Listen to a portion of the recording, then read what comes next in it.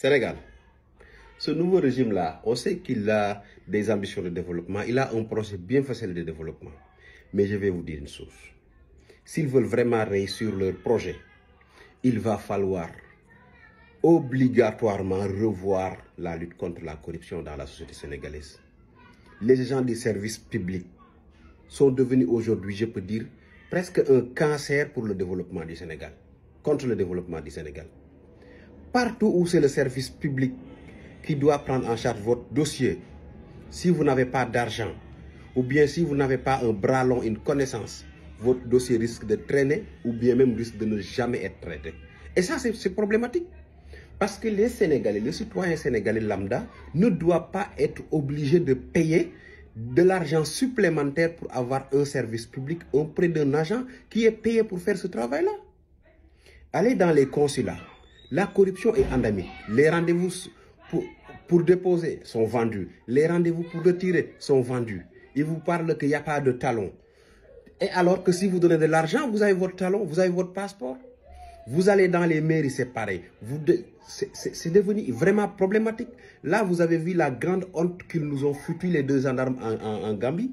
Deux gendarmes qui étaient déplacés pour assurer la sécurité d'un président. Au lieu de se limiter à ça, vous êtes là à voler de la nourriture, le revendre dans le marché noir à Banjul. C'est une honte. Je pense que le nouveau gouvernement doit faire et accentuer ses efforts dans la lutte contre la corruption. La corruption de la société sénégalaise est endémique. Il faut l'accepter et oser le dire. Dans cette situation-là, personne ne peut développer le Sénégal. Quel que soit le projet, quelles que soient ses ambitions, quels que soient les moyens mobilisés. Parce qu'on a laissé un cancer se répandre dans la société sénégalaise. Un agent de service public, il est payé pour faire gratuitement le travail parce que c'est son salaire qui est sa rémunération. Et allez dans les services publics, demandez aux Sénégalais ou bien faites un sondage sur leur niveau de satisfaction. C'est la catastrophe. C'est la catastrophe. Et là, on sait nettement que le nouveau gouvernement a un projet, a des projets réels de développement du Sénégal. Mais on ne peut pas créer un développement dans un pays où tous les agents du service public ou bien la plupart pensent qu'il faut les payer pour avoir le service là, au-delà de leur salaire. Moi, je pense... J'en pense, mais je me dis, qu'est-ce qu'on doit faire? Parfois même, c'est les gens qui luttent contre la corruption qui sont les plus corrompus que ceux qu'ils surveillent. Allez dans les marchés.